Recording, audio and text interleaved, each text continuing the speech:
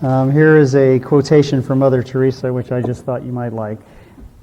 In this life, we may not do great things, but we can do little things with great heart.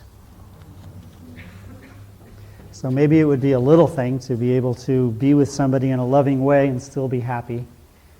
And that's what our subject is about, how to do that. It can be done. So we're talking about the conflict stage of relationship, having already talked about the romance phase. And the conflict phase is, of course, the one that usually lasts the longest, and this is the one where people will tend to break up rather than stick with it. And this phase will be characterized sometimes by a continual proportional change between intimacy or closeness and distance.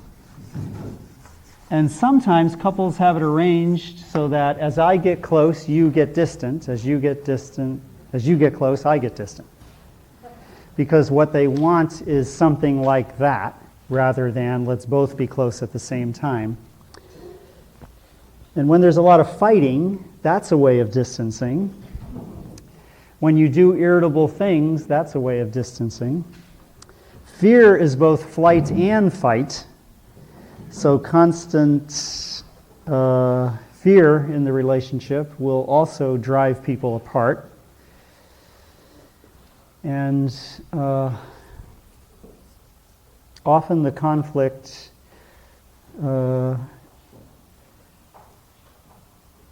can become a little easier to deal with if you can allow yourself to express anger, which we won't talk about in detail tonight, but we will talk about later in the course. And a sign that the conflict is less toxic is that you can express anger without guilt, and that you can get angry without obliging the other person to change for you. That your anger doesn't diminish your love. You can be angry and loving at the same time. It's more like wrestling than like a duel.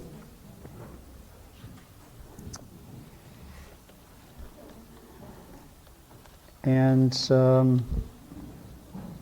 I think it's important to distinguish the drama and the conflict from ordinary kinks in the relationship, which could be worked out fairly simply.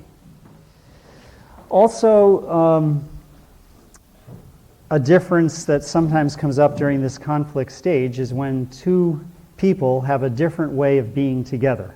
So not only is there sometimes a difference between how much closeness I want and how much distance you want, and vice versa, it could also happen that I want the kind of relationship in which we do everything together. So if my hands are held in such a way that the palms are facing each other, that would be a symbol of a way of living in the world as a couple, so that you're always looking at each other and you move through your experience always together. You have only one circle of friends and you always go to the movies together and you do everything together, and some people like that style. Then there are other people who like the style of this, where the palms are facing outward now and the thumbs are almost touching, and we're side by side, but we each have different friends and we do different things, but we are still side by side in the relationship. It's just that we operate as individuals half the time, and half the time we do things together. The conflict happens when one person wants to face you and the other person wants to face outward. That's when it starts not to work. So that's the kind of thing that has to be clarified at the beginning, when I get to the part of the course in which I talk about the disclosure that you're going to make on your 5th date. That's when you want to express things like this. Later in the course, when we talk about choosing a partner, now we're talking about the nature of relationship. So you will try to get it clear with someone about how you like to do things. I don't like to do everything together. I like to have my own circle of friends. I like to have my own finances. I'm sure there are going to be movies I'll want to go to that you don't want to go to, so I won't see it as remiss on my part if I do things alone, even as I did before we started living together. Can you handle that? And you kind of negotiate that at the beginning, hopefully.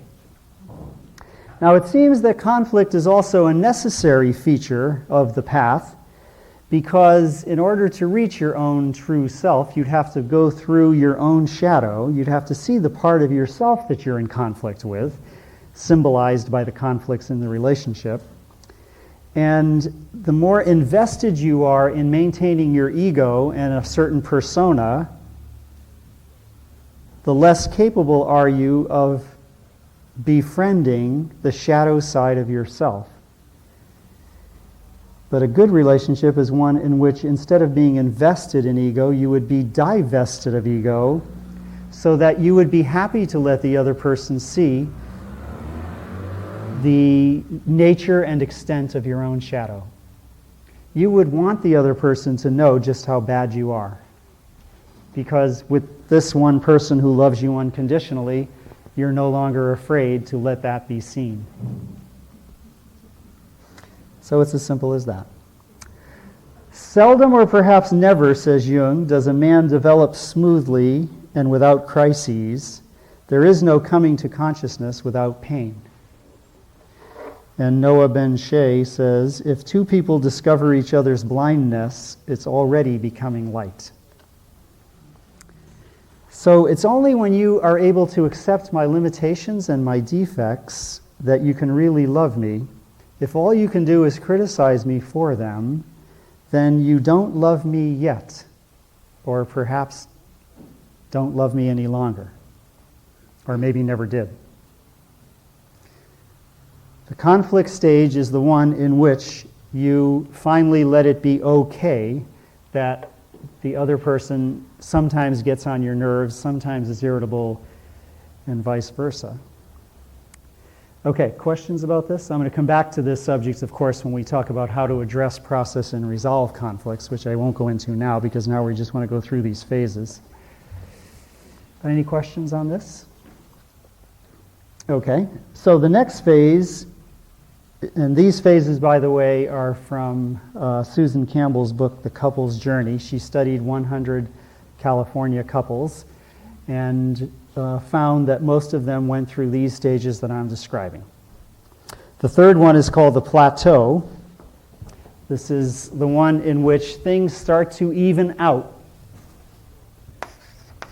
I'm sure you all remember this one, where everything starts to calm down and the two selves begin to meet two selves rather than two egos scraping each other. And now we have the shadow sides, both that seem to accept each other. And you let go of all the charge you had on being right, and you simply take what happens as information. You're no longer blaming or holding grudges. And instead of having expectations, which are, of course, one-sided, I expect you, now you have agreements in which I and you decide together that this is how we would like it to be.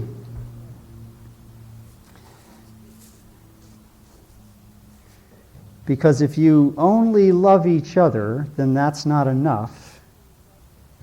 If you work on things together, then the relationship works better and better.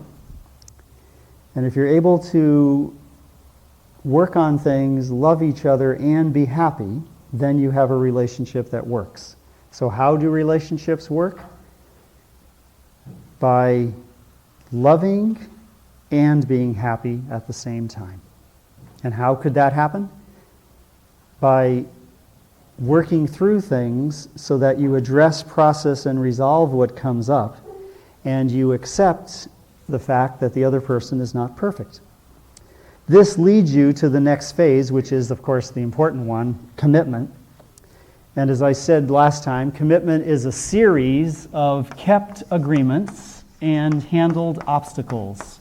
Now you notice that this person keeps agreements and that you work through things, and you transcend the ego. And it's at this point that if you do want to get married, it makes sense.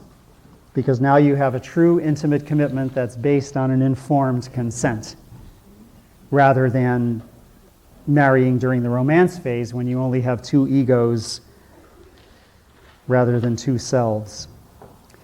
Now you accept each other as perfect, like an old shoe is perfect, although it doesn't look that great. And as one author says, without any claim of possession or demand for submission. Before, in the conflict stage, I possessed the other to gratify my own ego. Your purpose in my life is to gratify me. Now, in the commitment, I dispossess myself of ego to gratify the relationship. Before I gratified my own ego, now I gratify the bond between us. See what a change that is? And commitment, of course, at this point does not mean determination. That's not a sign of a commitment. Nor is it holding the other person in a web from which he can't escape. Commitment is simply keeping agreements and handling obstacles.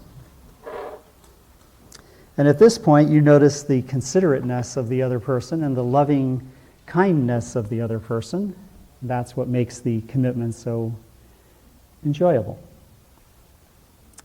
How can you tell if the considerateness and the sensitive actions are sufficient?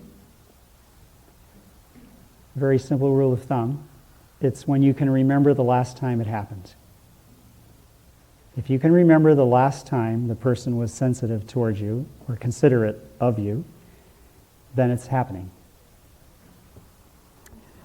And of course, the commitment finally leads to a transcendence so that you start to look at the world around you, and instead of just being caught up with yourselves, you take an interest in the outside world. As Saint-Exupéry says, love does not consist in gazing at each other, but in looking outward in the same direction. And Jung says, without the conscious acknowledgement of our fellowship with those around us, there can be no synthesis of personality. In other words, human growth is a dialogue that happens between you and the world around you. It's a reaching out. And now your creativity goes beyond just children. It goes to the whole world. And when the ego surrenders, this space opens and you feel more compassion for the world around you. That's how to tell that you are both on a spiritual path and getting healthier. And this is also how you can see that relationships that work will change the world. They change the world because I finally dispossessed myself of my self-gratifying ego and opened myself to the rest of mankind. So my choice to love you my choice to love you now is the only response I have to the indifference that meets me everywhere in the universe. And when I love you now, just you, then you become a door through which I see the rest of mankind yearning for love like me and start being responsive to it. So this is why Jesus says, when you really love me, you'll feed the hungry, clothe the naked, give drink to the thirsty, etc. Okay, any questions on the phases? So I just want to hook this up with our personal phases also. But any questions on this part? Okay, so these phases of relationship, romance, conflict, plateau, commitment, transcendence, also apply to our personal life. In fact, Freud asked the question, or actually makes the statement, there is no such thing as an interpersonal relationship. It's all intrapersonal. It's all about you and your projections. So intimacy with someone else is also about intimacy with yourself. And you don't really know yourself, nor can you integrate your own experience until you meet up with your own shadow, that's the conflict, and befriend it. And of course, these phases that we go through in the relationship are phases of our own growth and of our own rising through the chakra system. So at first we're caught in those lower chakras, that's in romance. The chakra that has to do with survival, I can't live without you, with sex. And then you start to rise through those up into the heart chakra and finally crown chakra. And that's when you reach this stage of transcendence. So that's the overall view of phases. Now let's just take a look at one feature of this subject of romance that I want to come back to, and that's relationship addiction. So that you can see what it's like to be in a relationship that has become addictive, and this will sound a lot like the romance phase. The only difference is, in the romance phase, it's a phase that you go through, whereas in an addiction, it goes on. It's not a phase, you just stay stuck in it. So it's not phase appropriate. And let's just, since this is such a scary subject, of course, we'll have to start with the healing power of poetry. So here's 2 lines from Coleridge. I may not hope from outward forms to win the passion and the life whose fountains are within. Can you handle that one? Imagine that. I give up my hope that there is any outward form, person, place, or thing from whom I can win the passion and the life whose fountains are really within me.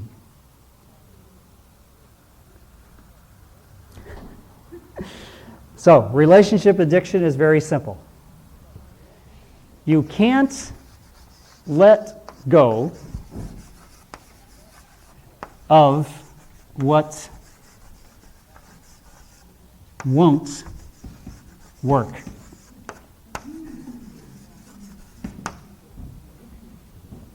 And of course, I'm referring to a relationship. I can't let go of what won't work. I can tell that it doesn't work, but I can't let go of it. Even if the other person were to leave me for someone else and refuse to come back, I could remain addicted. Now my statement changes. He won't give me what won't work.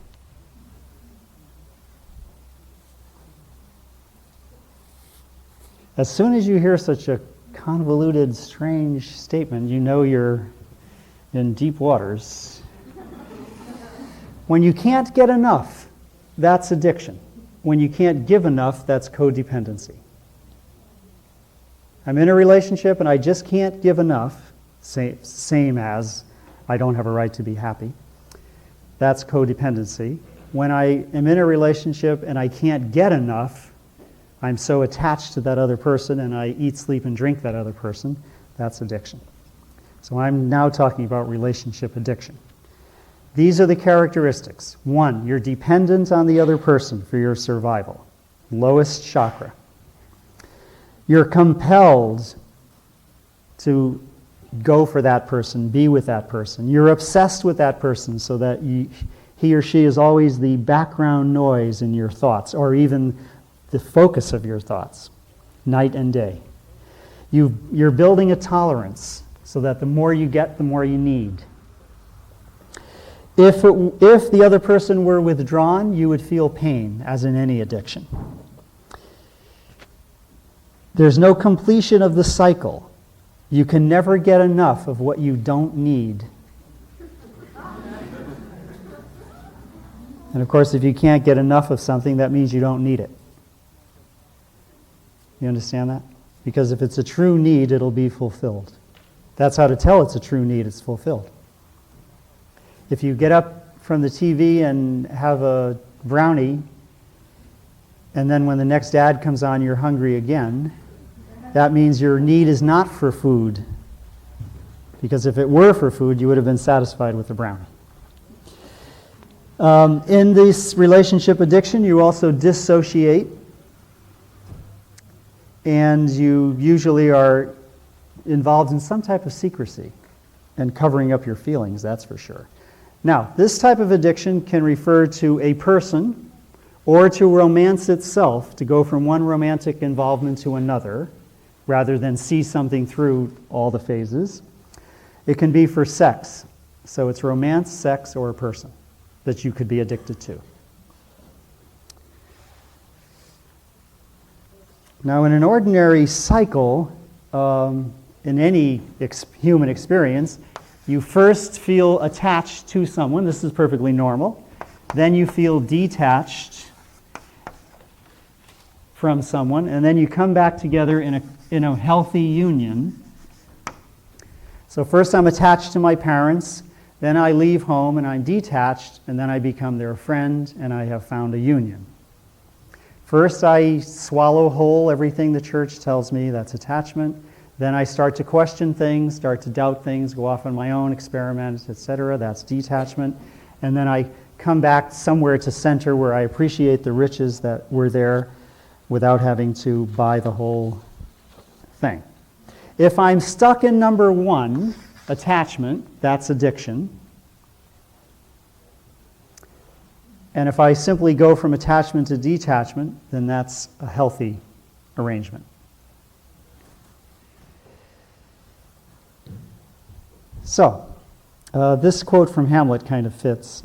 This is, and the word ecstasy here I would say describes addiction. This is the very ecstasy of love, whose violent property foredoes, that is, destroys itself, and leads the will to desperate undertakings. So this is why in an addictive relationship you will do some desperate things. And you will give up your boundaries and let the other person trespass over your boundaries. And you'll even kick other people aside that you love, even your own children.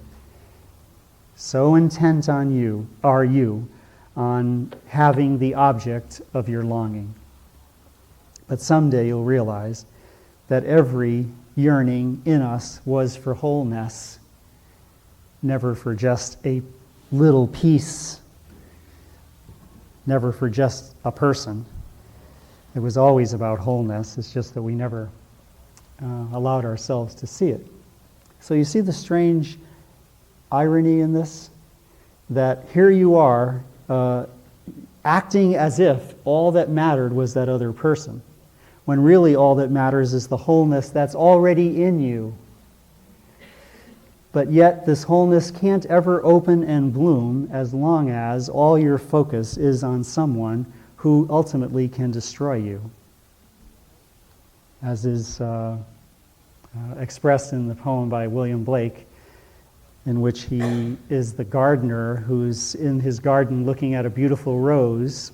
He can see that it's beautiful, but then as he looks carefully, he notices that it has a blight and that it's doomed. But the rose itself doesn't realize this. And in his notes on this poem, he says, I was referring to this impulsive sexual love.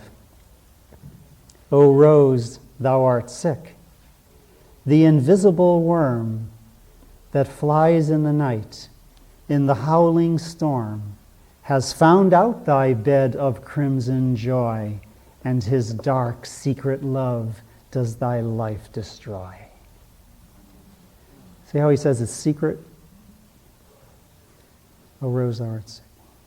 The invisible, you can't see him coming. The invisible worm that flies in the night because that's when you can't see what's going on. That's the some enchanted evening, when something happens to you, and you've been hit by this invisible blight,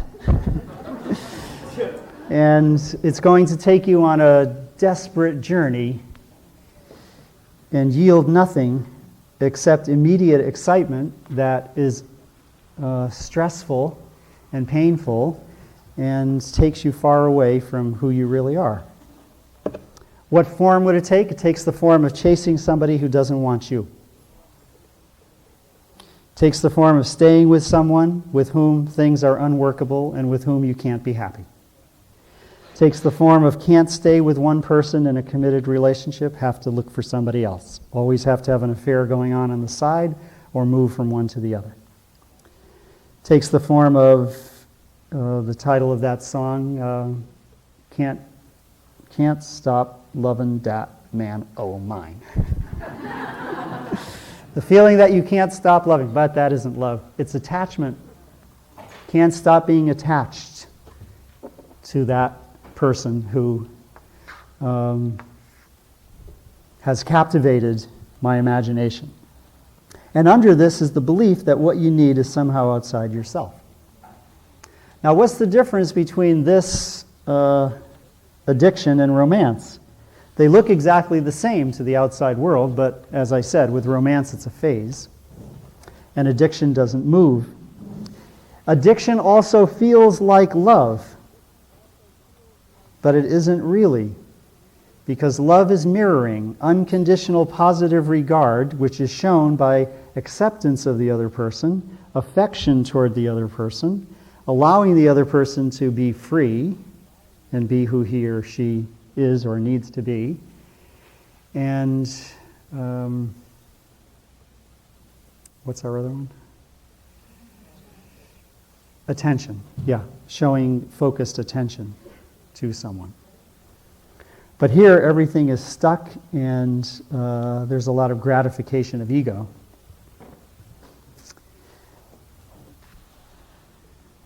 Now, most of the time, this addictive way of relating goes back to childhood. And in childhood, we learn to bond in some dysfunctional ways. And so you might look for an addictive bond later, which has pain in it, because in the original bond, there was pain. So, for instance, you know your mother loves you, you love your mother, but then, at some point in your childhood, she starts physically beating you. And while you're standing there being beaten by the person that you know loves you, you're adding a new bit of information to the chip in your head that has to do with intimacy. You're saying, oh, intimacy has something to do with getting beat up and just standing here and taking it. And later in life, you will stay in something that's painful because cellularly there's a belief in you that that's part of what love means. That it's mean. And so guaranteed one of your parents is the face in the partner that you're addicted to. The cellular memory from childhood will trigger a cellular reflex that moves you toward a certain person, and you'll have a sense of familiarity with that person very quickly. Familial, that's right, because it's a family matter, because it goes back to your original family. So you'll size it up as, oh, I feel so close to this person, it even feels like he or she is a family member, and you're absolutely right. That is what's happening. Bradshaw says, sexual addiction is no more about horniness than alcoholism is about thirst. Another way of saying that this has nothing to do with the sexual desire. It's just that sex has been impressed into the service of this adrenaline of addiction, which I'll now describe the characteristics of. Even sowing one's wild oats in youth, even that is sexual addiction. Oh, he's just a kid? No, don't let him off the hook. He's another sexual addict. Just because society winks at it since he's so young, that doesn't make it not addiction. It still is. So, here are the characteristics. First, you feel fear and desire toward that person at the same time. I fear you because at any moment you could take away the goods and I'll be left hanging. And of course, this is the adrenaline. So fear and desire. I desire you and fear you at the same time. In a healthy relationship, you won't fear the other person. Or if you do, it'll just be in a moderate way. Well, I'm serious because I've noticed that I don't think there's any couple I've ever worked with where they weren't afraid of each other in some way. You have to be afraid of somebody who can at any moment abandon you, who at any moment can betray you, or who at any moment can, quote, make you happy. As long as you have that kind of investment in someone, of course you're going to be afraid of him or her, and he of you. Secondly, you keep going back for more where there's only less. That's how to tell you're addicted. If you're not addicted, when you see that there's less there, you won't go back for more. You keep losing to get even, the way some people do in Las Vegas. There's a sense that you can't live without the other person, and this neediness is the compulsion that tells you not what you need, but what you really need to work on. This addiction triggers feelings as the person that you're addicted to triggers feelings as no one else can. And this seductiveness brings up your lively energy, which brings up more adrenaline, and you're addicted to the adrenaline, really. That's true of most addictions. Gives you the feeling that you're more alive than ever, but really it's just that there's more adrenaline in your system than ever. That unnameable special power in someone to go on exciting you no matter how bad he is or how mean he is towards you. That's addiction. Usually in an addiction, some original childhood scene becomes the relationship scenario, or the trauma of early life leads to the drama of relationship.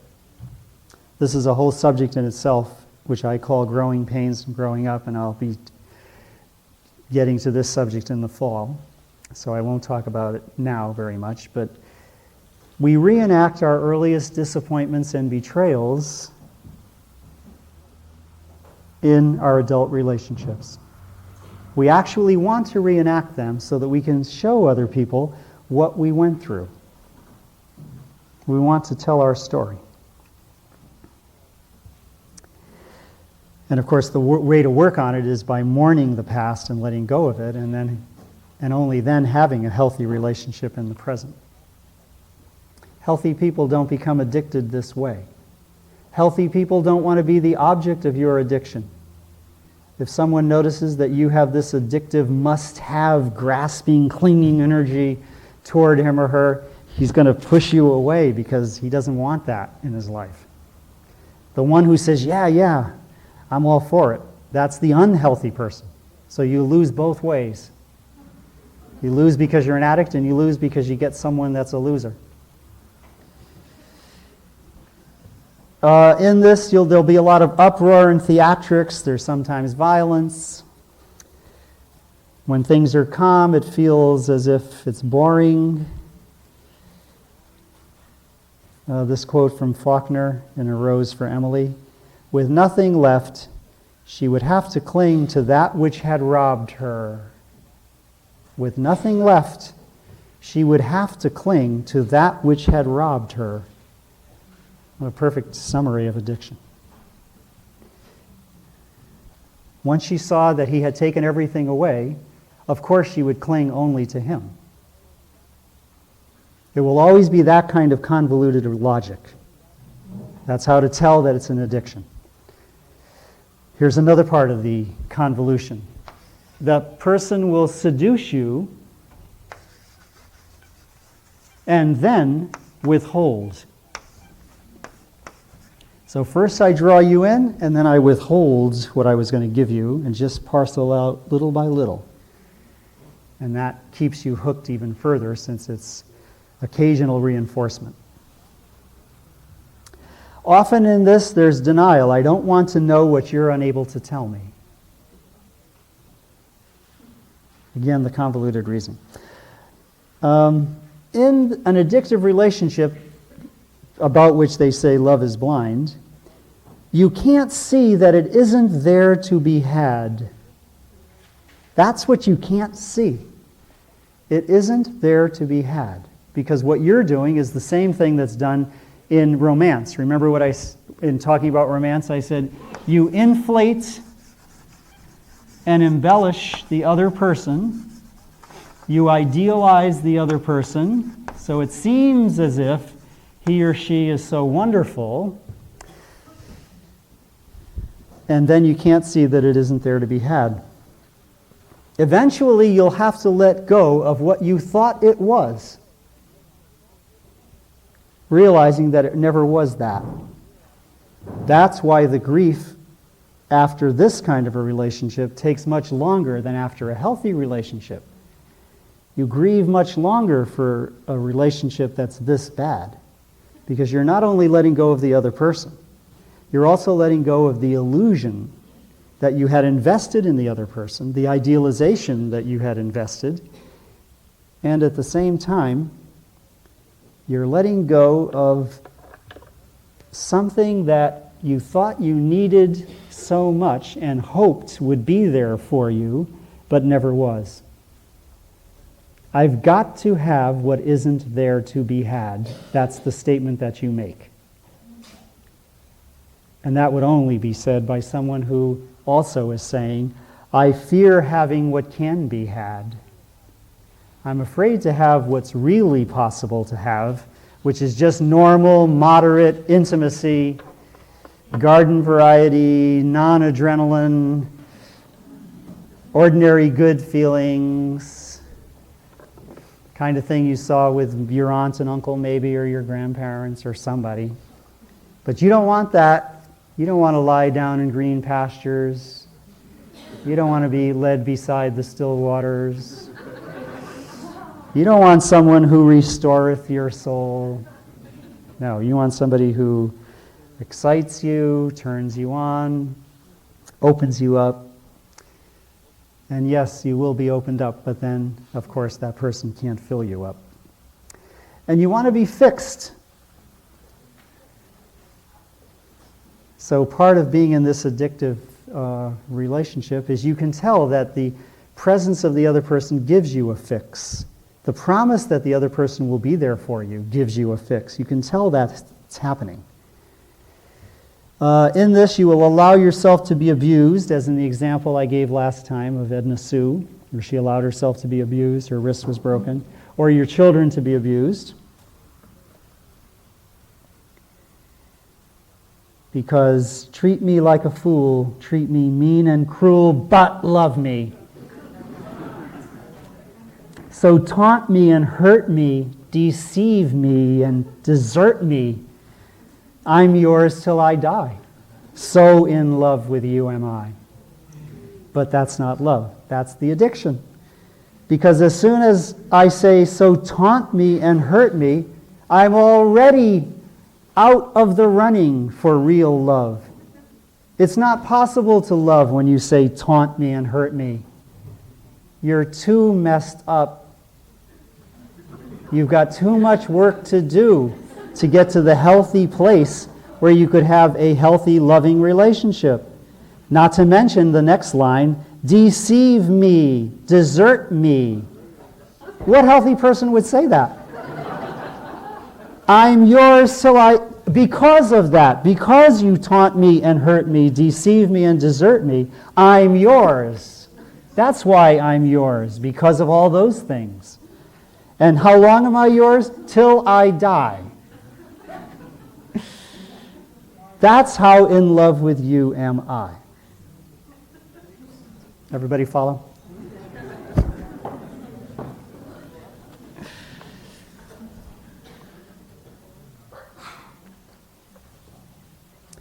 So often the songs tell about relationship addiction better than I can. But does everybody see how that works? That when you're in a state like that, you might formerly have thought, well, that shows I'm in love. But that isn't being in love in the true sense. That's being in attachment. Attached. What we call in love is really a form of fear in this instance, because I'm afraid of you since you have the power to seduce and withhold. I'm full of fear along with a desire. Okay? And in love in this instance really means I'm attached and it feels good. And someday I'll still be attached and it won't feel good. That's when I start getting better. And then when I'm detached and feel good, that's when I've gotten better.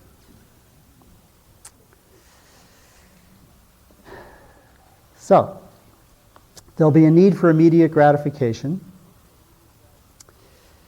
And there'll be, of course, not much control of impulses. There'll be a sense that the other person is irresistible. Healthy people are never irresistible. There's always as part of addiction, there's always the craving for information. Always. Craving for information. Trying to find out more. That's why you'll drive by the house to see if the car is parked there at 2 o'clock in the morning. That will mean he's not somewhere else. Or is there another car there with his car? That will mean somebody else is in there and they're doing God knows what. That should be done to me. Okay, question? Mike, did you have a question? No. Okay. ESP will be heightened. You will have ESP with the person that you're addicted to. Definitely. He's going to know before you say it, something's wrong. You're going to know before she says it, something's wrong. Especially on distance and closeness. There'll be a lot of ESP there. If you have an addictive relationship in which whenever I get close, you pull back, or whenever I pull back, you get close, you'll have a lot of ESP about that. You'll be able to tell that a person's about to pull back, and you'll start getting close, and vice versa.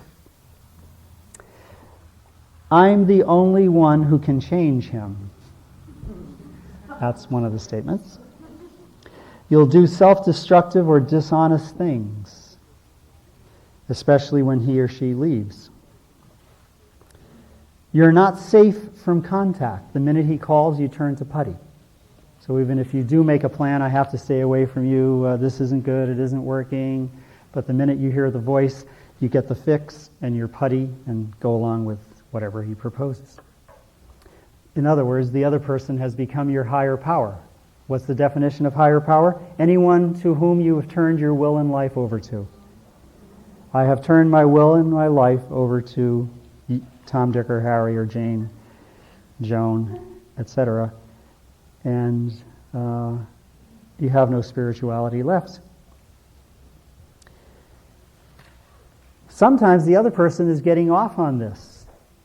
Especially the narcissist will get off on this, will love being in control, and you are being tricked even more in that instance. Your IQ goes down 100 points. Obviously, it's hierarchical. It's an unequal relationship because you're addicted to him or she's addicted to you. And so no intimacy is possible because one of the features of intimacy is non-hierarchical ways of relating. There will be health problems because your immune system is affected adversely by all this adrenaline running through. An unconditional, healthy, sane, unconditional love is the best boost to the immune system. My love for you makes me stop being me. And your love for me makes me give up my boundaries. In an addictive relationship, it doesn't matter whether you're accepted or rejected, you'll feel just as excited. It's completely irrelevant.